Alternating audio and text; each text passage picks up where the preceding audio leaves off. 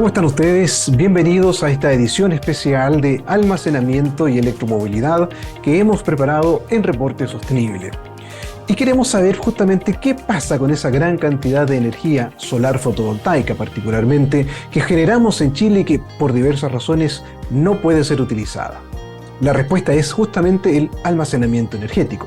Y por ello hemos invitado a Geraint Lacy, director para Latinoamérica de la empresa Enlight, que se dedica justamente o se va a dedicar en nuestro país a desarrollar temas de almacenamiento. ¿Cómo lo va a hacer? ¿Cuáles son sus proyectos para este año? ¿Cómo se va a aprovechar la ley que fue publicada recientemente en noviembre del 2021, la ley de almacenamiento? Pues bien, conoceremos los detalles con Geraint, quien ya nos acompaña. Muchas gracias, Geraint, por estar con nosotros. Bienvenidos una vez más a esta edición especial de Reporte Sostenible. Muchas gracias a ustedes, gracias por la invitación y esperemos poder abordar varios temas candentes en el mercado. Sin duda, y lo primero que tenemos que conversar es acerca justamente de esta compañía, Enlight mexicana, que ya tiene un tiempo significativo acá en Chile. Cuéntanos un poco acerca de Enlight, qué es lo que está haciendo tanto en México, en Chile como en el mundo en términos generales. Bueno, perfecto.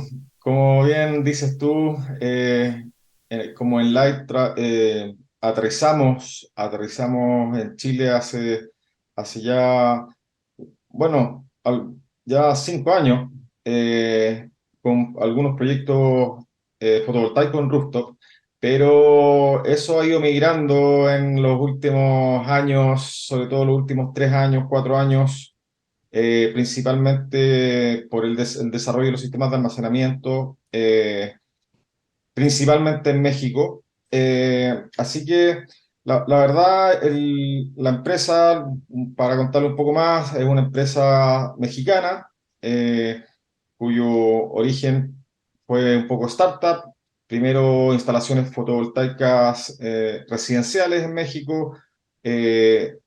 Somos la empresa que más instalaciones fotovoltaicas tiene en México. Tenemos más de 8.000 proyectos fotovoltaicos. Esa evolución del mercado también nos llevó a incursionar en más proyectos un poco más grandes, principalmente comercial industrial en México y Centroamérica.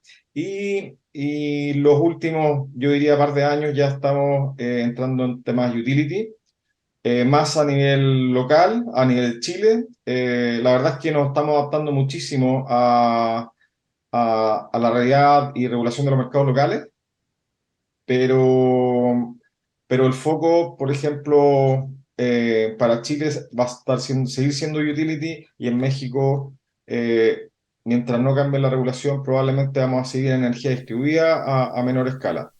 Correcto. Eh, Ahora sin duda lo que se viene para Chile es un tema interesante en términos justamente de almacenamiento. Ya tenemos una ley que se promulgó de almacenamiento y electromovilidad. ¿Cómo se están preparando justamente ustedes para abordar este campo, este utility que has mencionado? Bueno, desde el punto de vista de complejidad de proyectos, creo que los proyectos que hemos desarrollado a menor escala son más complejos, pensando en las funcionalidades de los sistemas. Eh, Solamente pensando en almacenamiento, la verdad es que a nivel utility vemos que los proyectos son más factibles de hacer técnicamente, pensando en que no tienen un montón de funcionalidad. Así que desde el punto de vista técnico estamos muy, muy tranquilos. Creo que no tenemos que hacer mayores adaptaciones al equipo. Lo que sí, en términos de estrategia, obviamente, el desafío mayor, sobre todo en Chile, va relacionado a financiar estos proyectos y darles viabilidad desde el punto de vista comercial, porque creemos que técnicamente tenemos un equipo que lo puede abordar.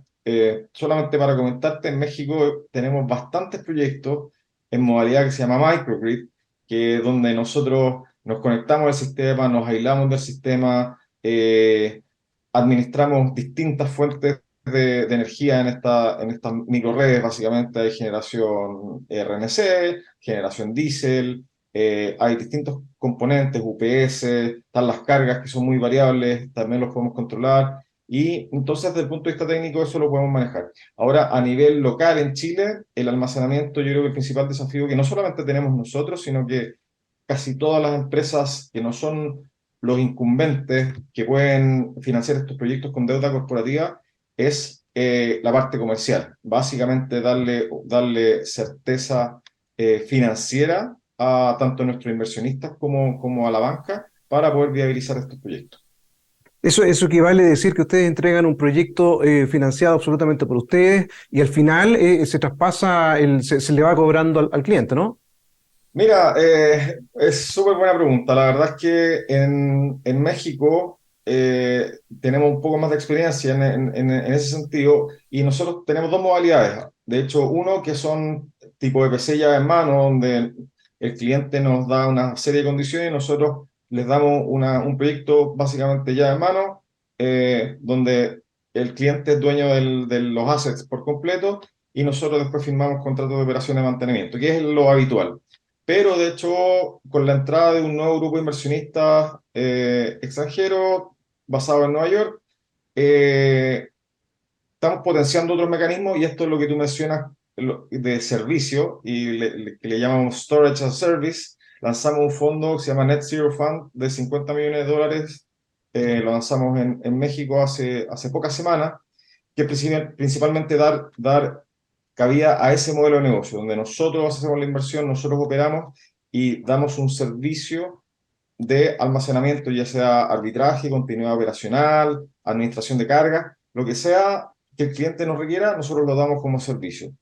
Y, y en el caso de Utility en Chile, esperamos replicarlo también. Ahora, más que Storage as a Service, que es un poco más de complejo estructurarlo a nivel de generadores, sí estamos en las dos modalidades, donde nosotros estamos financiando una buena parte y después dando el servicio, pero ya más que un servicio, es un PPA básicamente, de compra y venta con generadores, o también la modalidad es más estándar, que es el proyecto de RNC, o sea, llave en mano con sistema de RNC.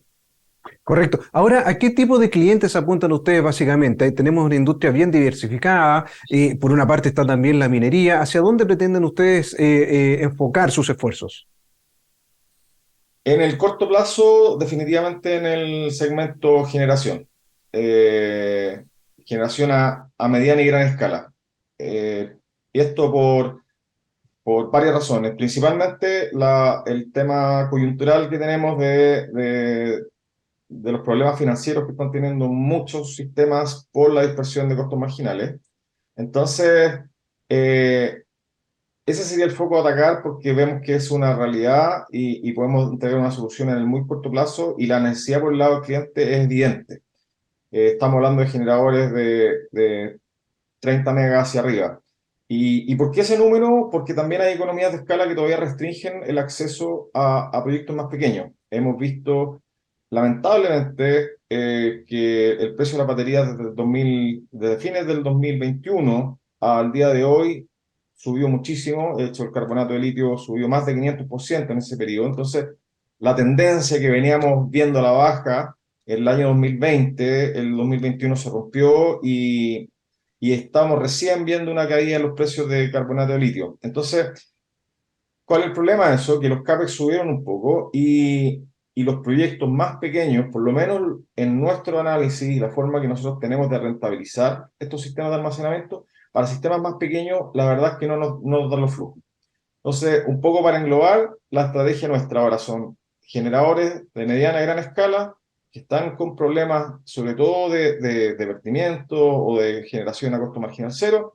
Estamos viendo que eso es en las barras del norte principalmente. Claro. Y también principalmente generadores solares, porque también se nos ha acercado un montón de generadores eólicos y tampoco nos dan la economía, porque uno, la predictibilidad del recurso eólico es mucho más compleja y eso implica que hay que tener un despacho mucho más dinámico. Eh, y tampoco nos dan los retornos cuando uno empieza a meter una variable de incertidumbre al despacho o al arbitraje. O sea, Entonces, para ir entendiendo, básicamente sería solamente generación solar fotovoltaica. exactamente, o Ya. sea, ese sería el nicho inmediato y en el mediano plazo vemos que quizás la oportunidad puede ser más grande, que es con clientes libres, donde el arbitraje se realice detrás del medidor, pero eso también implica otra línea de complejidades donde hay otros contratos preexistentes de suministro eléctrico que hay que empezar a balancear. Entonces, pero respondiendo a tu pregunta, nuestro foco ahora actual y en el muy corto plazo es generación a gran escala en el norte de Chile fotovoltaica. Correcto. Ahora, solamente para cerrar el punto, o sea, no es tan viable tampoco que en un mediano plazo se pueda hacer con otro tipo de energía, como la eólica, lo que mencionaba, ¿verdad? Y ahí entran otras circunstancias, otro tema técnico. Sí, sí, ahí lo que vemos es que el problema un poco la incertidumbre de generación, pero también del despacho. Ya, Entonces, y eso nos lleva un poco también a nuestra estrategia, porque si bien esta ley de almacenamiento es una gran noticia para todos, donde ya se clarifica cómo se va a remunerar la potencia, ya se dieron indicaciones y claridad sobre cuál es la propuesta real, de hecho se va a someter a consulta pública ahora en marzo, este reglamento de potencia para el almacenamiento en particular. Eh, el tema del despacho pasa a ser fundamental porque ahora en nuestras modelaciones los ingresos por arbitraje de energía son sobre el 70%, 75%, 80% incluso, y tener certeza sobre, sobre el despacho que va a ser económicamente óptimo, eso es una piedra de tope que todavía estamos teniendo con tanto banca como inversión. correcto. A propósito de la ley, hablemoslo brevemente. Ya está promulgada, viene el reglamento. ¿Cómo evalúan ustedes dentro de la compañía este paso que se ha dado a nivel de Estado acá en Chile, justamente para fomentar el almacenamiento energético y para, de alguna forma, no desaprovechar toda esa energía, particularmente la fotovoltaica que se está vertiendo y se está perdiendo? Bueno, fue una tremenda noticia, de hecho la llevamos esperando hace bastante tiempo, llevamos ya 2 años y medio monitoreando el mercado, que esto ya se venía a venir, veníamos conversando hace mucho tiempo de este tema, entonces una gran noticia que se le haya dado esa celeridad. Ahora tenemos el tema que ya un poco ya el detalle más fino, que es el despacho, y como te comentaba, más que no creer que podamos resolver el problema es cuáles son los mecanismos de resolución de conflictos en el caso que el despacho no sea óptimo. Creo que esa es la única piedra de la tope que tenemos en estos minutos para poder hacer deployment ya masivo. Estamos haciendo algunas apuestas como el Light, ya estamos en proceso incluso de adquisición de algunos activos fotovoltaicos que están con estrés de caja, con socios locales también. Pero la magnitud del almacenamiento que podríamos llevar a estos proyectos está un poco en duda pensando en eso, en cuál va a ser la certeza del despacho. Y ya a términos simples es, ¿qué pasa si, que es lo típico que preguntan los directorios y la banca, es, oye, pero ¿qué pasa si lo que tú dices en tus modelos no ocurre? Que básicamente que el arbitraje no se cumpla, que tú no cargues cuando el costo marginal es cero y descargue cuando el costo marginal es alto. Entonces, ¿qué pasa si eso no ocurre? Porque se despacha de alguna forma, se usan otros criterios más asociados a seguridad del sistema que al despacho económico. ¿Y ahí qué pasa si? ¿Cuáles son las instancias que uno tiene para poder corregir eso? Y eso es lo que todavía está un poco en duda. No está tan claro. Estamos seguros que lo vamos a solucionar como mercado, básicamente a nivel de entidades estatales, todos los gremios, que yo creo que eso se va a resolver, pero eso todavía está en una nebulosa que hace que en vez de tener un giga, 2 gigas y ya en construcción, creo que ha estado dilatando un poquito más. Fantástico. Muy buenas noticias entonces el presagio que nos trae Geraint Lesi, a quien agradecemos su participación en esta edición especial de Reporte Sostenible destinada al almacenamiento energético y electromovilidad. Geraint, gracias por acompañarnos una vez más. Muchísimas gracias, Leonardo. Un placer como siempre y muchas gracias por la invitación. Es un real agrado y un aporte poder tener estas conversaciones con ustedes. Muchas gracias. Y a ustedes, amigos, amigas, recuerden que pueden revisar el ciclo completo de esta edición especial de almacenamiento en nuestro portal de noticias www.reportesostenible.cl y también, por cierto, en nuestro canal de YouTube. Nos vemos próximamente. Abrazo, cuídense.